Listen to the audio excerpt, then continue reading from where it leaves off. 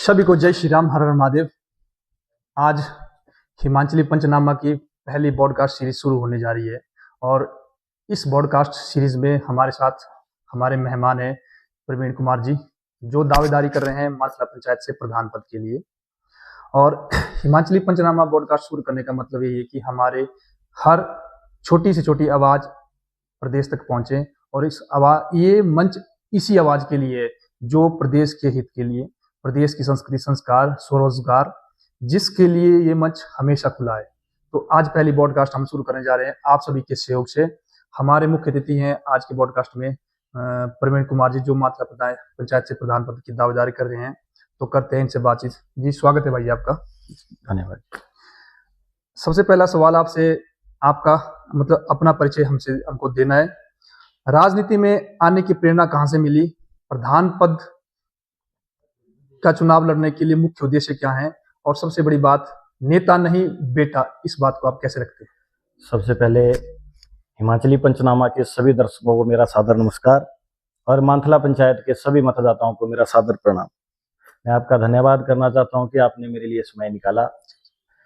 मेरा राजनीति में आने का उद्देश्य 2013 से 16 तक मैं कॉलेज में छात्र राजनीति में रहा। 2018 में मेरे गांव वालों ने मेरे को युवक मंडल गढ़ल का प्रधान बनाया और प्रधान बनने के बाद हमने अपने पूरे गांव में जितने भी सफाई करने के लिए, जितने भी हमारे, चाहे वो बॉडी हो, चाहे वो नाला हो या पीने के पानी की जितनी भी वहाँ व्यवस्थाएं थी, हाँ जी, हमने उनको निरंतर सफाई अभियान चलाया। तो राजनीति में आने का बस उसी से हमारा मन विचलित हुआ कि राजनीति में आना चाहिए, लोगों के साथ, लोगों की भी आशीर्वाद हमारे साथ बना रहा। मतलब आपका मतलब है कि आप अपने गांव से, अपने घर से जी मेरे सेवा में आगे आ रहे हैं। जी बहुत बहुत अच्छी सोच है आपकी। और नेता नहीं बेटा, इस बात पे मैं एक बात कहना चाहता हूँ।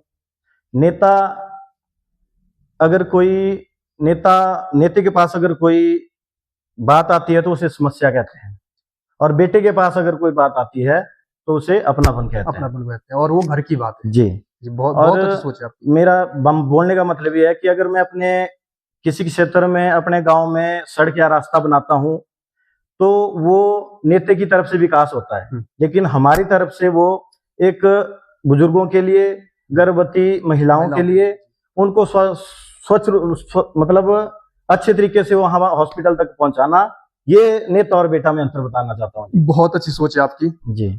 इसी तरह प्रदेश की युवा इस पंचायती राज चुनाव में आगे आए जी और प्रदेश को आगे लेके जाएं।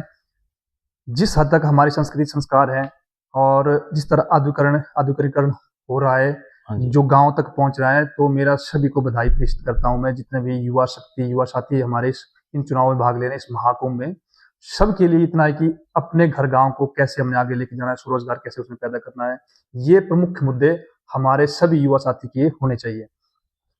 आपसे दूसरा सवाल मैं करता हूं, अगर जनता आपको बहुमत से प्रधान पद के लिए चुनती है तो आपका सबसे पहला काम पंचायत में क्या होगा कि उसमें पारदर्शिता आए और लोग आपके साथ जुड़े? जैसे ऐसा होता था कि जो प्रधान बन जाता है और जो मतलब मीटिंग भी रहती है उसमें लोग आते नहीं है, रुझान होता, उसकी तरफ आपका क्या कदम होगा पहला कि लोग उस मीटिंग में आए और अपना मतलब दमखम दिखाएं, अपने कमियां है वो बताएं, पंचायत ने ये कमी करी है या हमारी ये कमी है, उसके साथ कैसे टाई अप करेंगे आप? हमारा सबसे पहला कार्य ये होगा कि पिछले 5 वर्षों में जो हमारे पूर्व में रहे प्रधान, उप प्रधान, वार्ड सदस्य जितने भी हैं, उनके जितने भी बचे हुए कार्य हैं, सबसे पहले हम उन्हें पूरा करने की कोशिश करेंगे। दूसरा, नीतियां ऊपर से बन के आती हैं, वो लोगों तक पहुंचाना सबसे बड़ी बात होती है, क्योंकि आज की सच्चाई ये है, नीतियां कितनी भी आ जाए वो लोगों तक पहुंचती नहीं है। ये रियलिटी बात है। डिजिटल हमें जो कार्य करना है वो डिजिटल रूप से हर घर तक, हर आदमी तक हम डिजिटल रूप से, पारदर्शिता से ये काम सारे आदमी तक पहुंचाने की कोशिश करेंगे। ये आपकी बहुत अच्छी सोच है, क्योंकि हमारे माननीय प्रधानमंत्री मोदी भी इस बात पे जोर डालते हैं कि डिजिटल हो। बहुत अच्छी बात है, क्योंकि मैं मैक्सिमम देखता हूँ पंचायतों में कुछ ऐसी स्कीमें आई होती है वो बिल्कुल गरीब तबके तक होती है, पहुंचती नहीं, पर वो उन तक पहुंच नहीं पाती, जी, क्योंकि अब उस गरीब तबके को क्या पता कि मेरे लिए क्या आया, जी, फिर जी। वो बोलते हैं कि पंचायत हमारे लिए कभी विकास नहीं कर पाई। जी, ये आपकी प्राथमिकता होनी चाहिए कि इसमें जो हमारा सबसे निचले स्तर का बंदा है, सबसे पहले ऊपर वो ही आए। जी। 3 ऐसे काम बताइए जो आप पंचायत प्रधान बनते ही करेंगे, जिसमें पंचायत का भविष्य तय होगा और आपके घर गाँव का भविष्य तय होगा। मेरा सबसे पहला पारदर्शी फीडबैक सिस्टम, जी, हम उस पे काम करेंगे, क्योंकि जो भी जिस भी वार्ड में जो भी काम आएगा वो लोगों तक पहुंचेगा। लोगों को इतना पता होना चाहिए कि ये फंड कहाँ से आया है और इस काम में कितने पैसे खर्च हो चुके हैं और कितने होने हैं। सबसे पहला हमारा ये रहेगा। उसके बाद दूसरे नंबर पे आते हैं हम शिक्षा पे। हमारे कई गरीब बच्चे ऐसे हैं जो पढ़ना चाहते हैं, पढ़ने में लायक हैं, लेकिन उनके पास पढ़ने के लिए पैसों की सुविधा नहीं है। पंचायत, हाँ, अगर जनता का आशीर्वाद हमारे साथ रहा तो मैं जनता को विश्वास दिलाना चाहता हूं कि गरीब बच्चों को पंचायत बहुत आगे लेके जाएगी। ये मानथला पंचायत का सबसे दूसरा काम होगा। और इसमें तीसरा इसमें रहेगा कि हम सभी 7 वार्डों में हर महीने एक चौपाल का कार्यक्रम रखेंगे। उसमें बुजुर्ग, महिलाएं, अपने भाई बहन जितने भी हैं वो सब वहां बैठ के उस वार्ड की जितनी भी समस्याएं हैं उस चौपाल में बताई जाएगी और ग्राम सभा में उन सभी लोगों के सामने उन समस्याओं को रखा जाए। और रही एक और बात, एक हम सोशल मीडिया में एक ग्रुप बनाएंगे और व्हाट्सएप में एक ग्रुप बनाएंगे। जितने भी कार्य, और क्योंकि वो एक ऐसा माध्यम है हमारे पास लोगों के पहुंचने का, उस ग्रुप में किसी को भी कहीं की किसी भी व्यक्ति को कोई समस्या होगी, हम उस ग्रुप में उन समस्याओं को देख के उन लोगों तक पहुंचने की ये हिम्मत करेंगे। ये आपकी बहुत अच्छी, पहले मतलब आपका मानना है कि जब आप प्रधान पद में जीत जाओगे जी तो मानथला पंचायत का एक फेसबुक अकाउंट बनेगा जी, स्पेशली मानथला पंचायत का एक फेसबुक बहुत अच्छी पहले, और एक मतलब एक व्हाट्सएप ग्रुप बनेगा जी, जिसमें समस्या रखी जाएगी जी लोगों के द्वारा। अगर मानते के चलो किसी का भी जैसे कोई काम नहीं हो रहा है जी, तो उसकी वीडियो बना देखो यहाँ पे काम हो रहा है, वो सीधा हमारे तक पहुंच जाए तो हम वहां उनके पास उनकी मदद के लिए पहुंच जाए। जी, ये आपकी बहुत अच्छी सोच है, क्योंकि आजकल सोशल मीडिया का चलन है। इसके बिना आप देख रहे हैं कि मतलब कितने बड़े घोटाले निकल रहे हैं जी, या फिर उसमें कुछ नया भी हो रहा है। अगर हम इसको पॉजिटिव तरीके से लें तो गांव घर का, पंचायत का अच्छे से विकास होगा जी। आज के युवा सबसे बड़ी ताकत है, देश की नहीं प्रदेश की, हर घर की, क्योंकि भारतवर्ष युवा शक्ति देश कहा जाता है, पर इस युवा शक्ति को ग्रहण लग गया है नशे का जी। और युवाओं को नशे से बचाने के लिए क्या ऐसे रोजगार लाए जाएंगे, क्या ऐसे खेल एक्टिविटियां की जाएगी कि ये युवा शक्ति फिर से कंधे से कंधा मिला के हमारे प्रदेश को देश के पटल में आगे लेके जाए। देखिए, आज की डेट में सबसे ज्यादा जो युवाओं को नीचे लेके जा रही है वो नशा है। नशे के लिए हम हर वार्डों में एक कमेटी का गठन करेंगे, जिसमें कि हमारे उसमें बुजुर्ग होंगे, हमारी माताएं होंगी, हमारी बहनें होंगी। उस कमेटी गठन के बाद आप खुद एहसास कर सकते हैं कि अगर वो कमेटी अगर किसी वार्ड में बन गई, वहां नशा खुद पे खुद बंद हो जाएगा। नशेड़ी अपने आप वहां बुजुर्गों से डरने लगेंगे।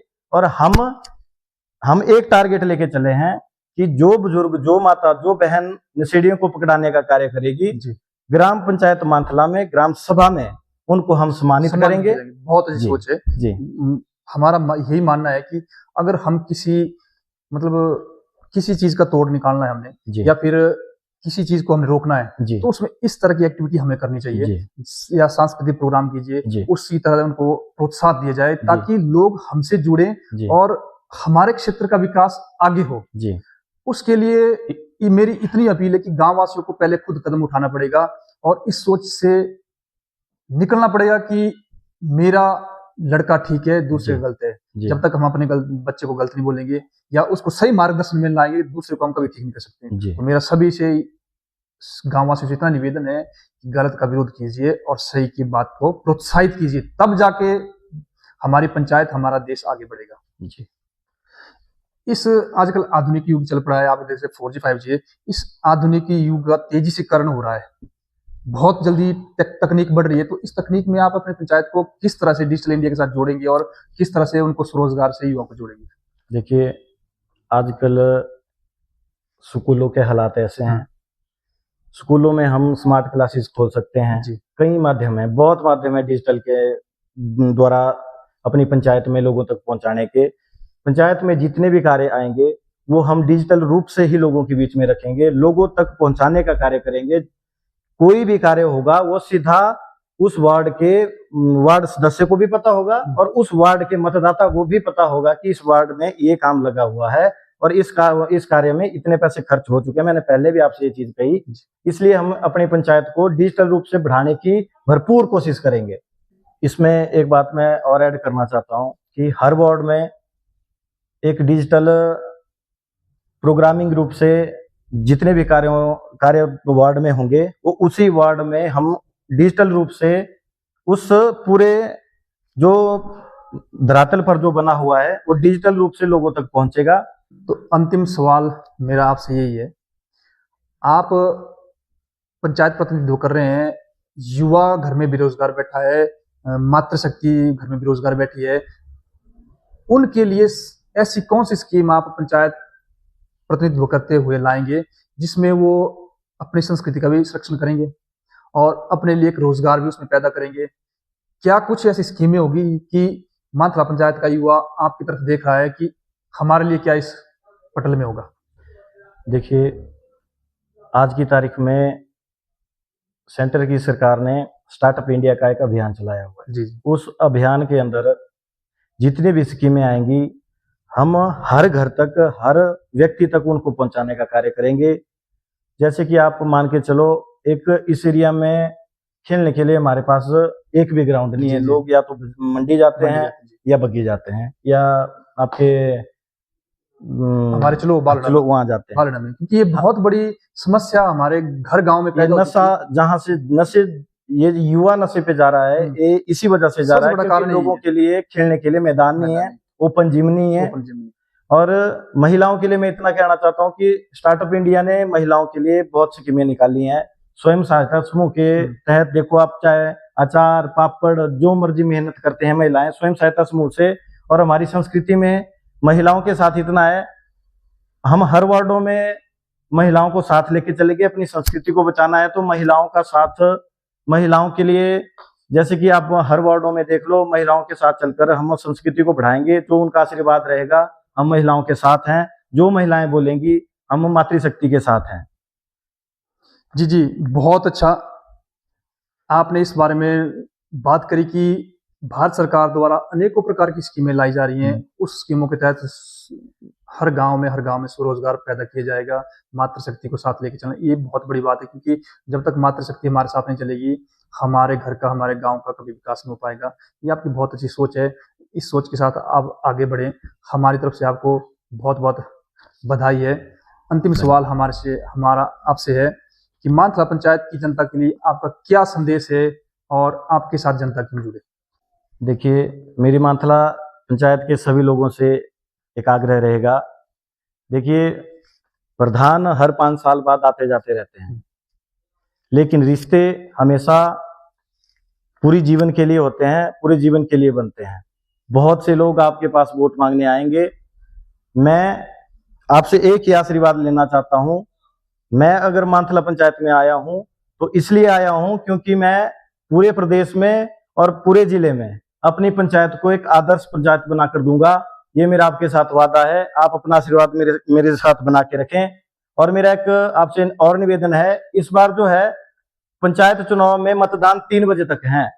मेरा वार्ड के सभी मेंबरों से एक आग्रह रहेगा कि सभी लोगों को आज से ही इंटीमेट कर दें कि इस बार चुनाव 3 बजे तक होगा। सभी बुजुर्गों को 3 बजे से पहले वहां लेके जाएं, माताओं को 3 बजे से पहले वहां लेके जाएं और भारी से भारी मतदान अपने बूथ पर जाकर करें। मेरा आप सबसे यही आग्रह रहेगा। जय श्री राम। तो आपके लिए हमारी तरफ से भी, हिमाचली पंचनामा की तरफ से, सभी दर्शकों की तरफ से आपको बधाई प्रेषित करते हैं हम। और जिस तरह आपने बात कही कि ये चुनाव 5 साल बाद फिर से आएगा, तो रिश्ते वैसे ही रहने चाहिए, वो तमाम उम्र के लिए रहते हैं जी। तो मेरा स्पेशली यही सुझाव है कि पंचायत चुनाव में ऐसे युवा शक्ति, ऐसे लोगों को मौका दीजिए कि वो तो घर से सबसे पहले सक्षम हो। नंबर 2, दूसरा उनके लिए इसके अलावा कोई कार्य हो करने के लिए काम, दूसरी ऑप्शन हो उनके पास। तीसरा, अगर पंचायत की कोई भी स्कीम अगर किसी गरीब तबके परिवार के तक नहीं पहुंच सकती तो अपनी जेब से उनकी रोजी रोटी का मतलब कुछ मदद तो कर सके। ऐसे लोगों को मत लाइए पंचायत में जो उनके लिए केवल रोजगार, स्वरोजगार, भ्रष्टाचार सब कुछ ये ही हो। इससे अपने क्षेत्र का विकास रुकेगा और फिर भ्रष्टाचार होना तय है। तो इसलिए मेरा सबसे यही निवेदन है कि मानथला पंचायत के सभी बुद्धिजीवियों से कि एक बार युवा शक्ति को मौका दीजिए, जो इनकी बातें उन पे गौर कीजिए कि प्रदेश के पटल में हमने अपनी पंचायत को कैसे आगे लेके जाना है। बाकी मेरा प्रवीण जी को बहुत बहुत शुभकामनाएं कि आप आगे बढ़ें और प्रदेश के पटल में अपनी पंचायत का नाम रोशन करें। सभी को जय श्री राम, हर हर महादेव। प्रवीण जी, हमारी तरफ से हिमाचली पंचनामा की तरफ से एक छोटी सी भेंट आपके लिए। धन्यवाद।